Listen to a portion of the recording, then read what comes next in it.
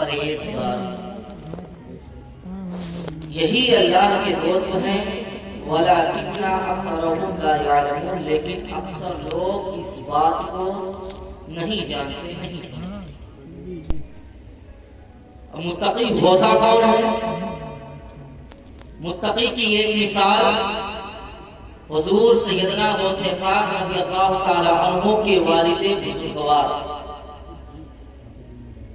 کہ آپ کا نام جب لیا جاتا ہے، حضرت ابو صالح موسیٰ جنگی دوست اتنے بڑے متقی تھے، اللہ کا خوف اور تقوی اتنا بڑا ان کے دل میں بیٹھا ہوا تھا کہ آپ اللہ کے خوف اور اللہ کے تقوی کی وجہ سے اگر خلاف شرع کوئی بات دیکھا کرتے تھے تو آپ اس بات کو روکنے کے لیے لڑ جایا کرتے تھے، جنگ کر لیا کرتے تھے، اور اس سے کہیں زیادہ اپنے نفس سے لڑائی اور جنگ کیا کرتے تھے۔ اس وجہ سے اس کا نام موسیٰ جنگی، اور اس نفس کشی کے سبب، اس تقوی کے سبب سے اللہ رب العزت نے انہیں اپنا ولی، اپنا دوست بنا لیا۔ اس لیے حضرت ابو صالح، یہی ان کا نام ہے، موسیٰ جنگی دوست۔ جنگی دوست اسی بنا پر کہا جاتا ہے کہ نفس سے بھی جنگ کرتے تھے، اور خلاف شرع اگر وقت کا حاکم کیوں نہ ہو، وقت کا بادشاہ کیوں نہ ہو، اگر ہوتا تھا تو اسے لڑ جائے۔ بیان کیا جاتا ہے کہ بادشاہ کے سپاہی تھے، اس وقت کے حاکم جو بادشاہ تھا، اس کے سپاہی مٹکے میں شراب لے کر کے آ رہے تھے۔ آپ نے دیکھا کہ مٹکے میں شراب لے کر کے جایا جا رہا ہے، آپ نے فوراً روکا، روکنے کے بعد پوچھا اس مٹکے میں کیا ہے؟ سپاہیوں نے بڑی شان و شوکت اور ترم خانی کے ساتھ سینے کو پھلا کر کے کہا کہ اس میں بادشاہ کا شراب بھرا ہوا ہے۔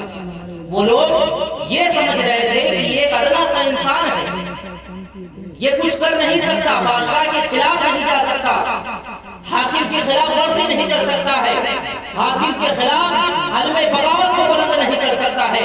آپ نے فوراً اپنی لاٹھی اٹھائی اور اس لاٹھی سے اس مٹکے کو توڑ کر کے سارے شراب کو جھولی ماری۔ یہ تقویٰ تھا۔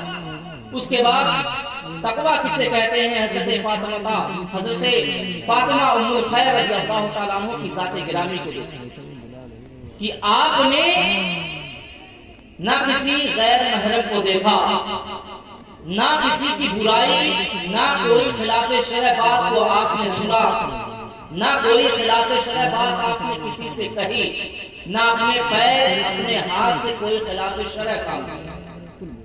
یہ تقوی کا عالم تھا سیدنا غوث پاک رضی اللہ تعالیٰ عنہ کے والد اور ان کی والدہ نانا جان کا۔ اس کے بعد تمام تر تقوی سے مل کر کے جو ذات پیدا ہوئی وہ حضور سیدنا غوث اعظم رضی اللہ تعالیٰ عنہ کی ذات ہے، اور آپ ان کے تقوی سے بخوبی واقف ہے۔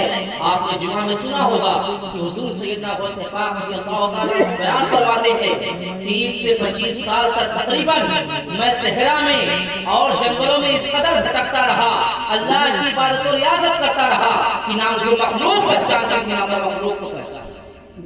اتنا اللہ رب العزت کی عبادت و ریاضت میں مصروف ہو گئے تھے، اور 27 سال کا وقت آپ نے یوں گزارا کہ عشاء کی نماز پڑھنے کے بعد آپ ایک پیر پر کھڑے ہو کر کے پورا ختم قرآن کو فجر تک آپ پڑھ دیا کرتے۔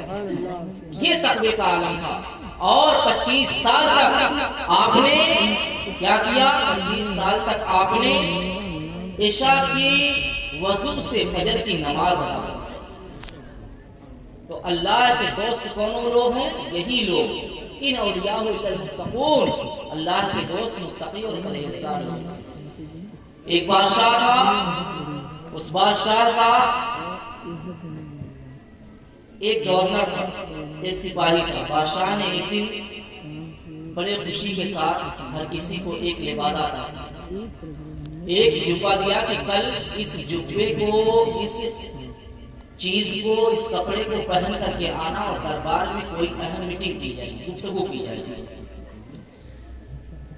اس کے بعد سب کو ایک ایک جبہ، ایک ایک کپڑا دیا، دینے کے بعد سب کو روانہ کر دیا، واپس کر دیا۔ واپس کرنے کے بعد جب اگلی صبح میٹنگ بیٹھی، تمام درباری جمع ہو گئے، جمع ہونے کے بعد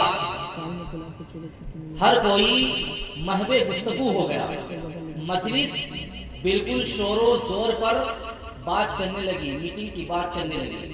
تو اسی میں بادشاہ کیا دیکھتا کہ ایک درباری ہے اور اسے چھینک آتی ہے۔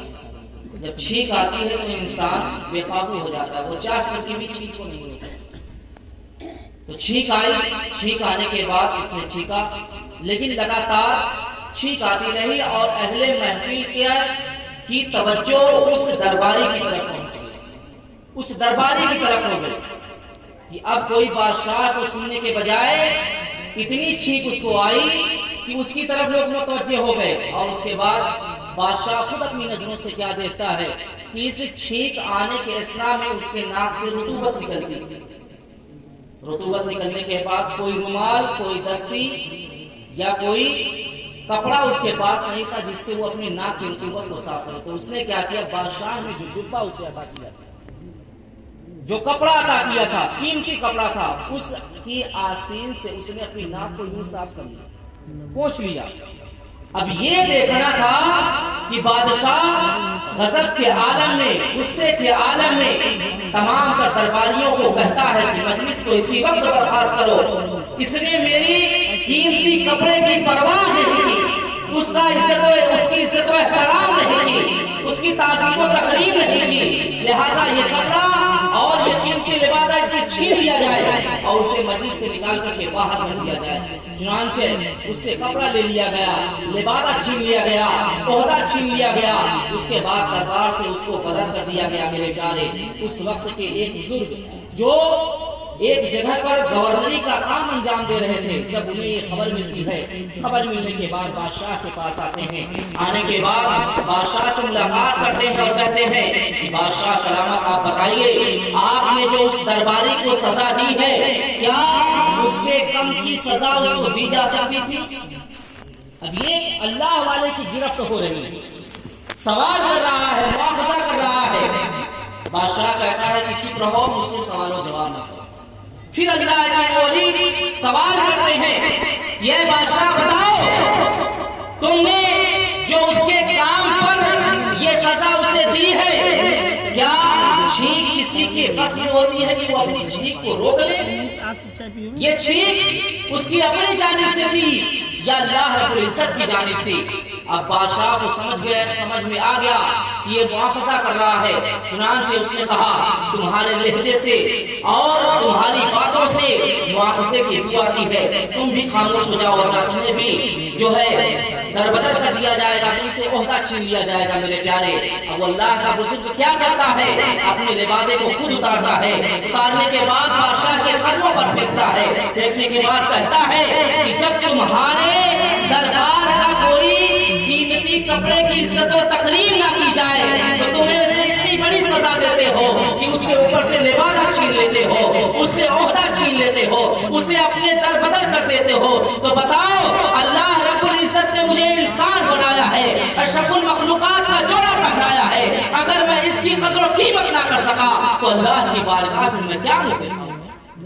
چنانچہ آپ نے عہدے کو چھوڑا، چھوڑنے کے بعد آپ اللہ رب العزت کی عبادت و ریاضت میں لگ گئے۔ تو عالم یہ ہوا کہ اتنے بڑے متقی، اتنے بڑے پرہیزگار ہوئے کہ وہ وقت کے ایک ولی کامل بن کر کے۔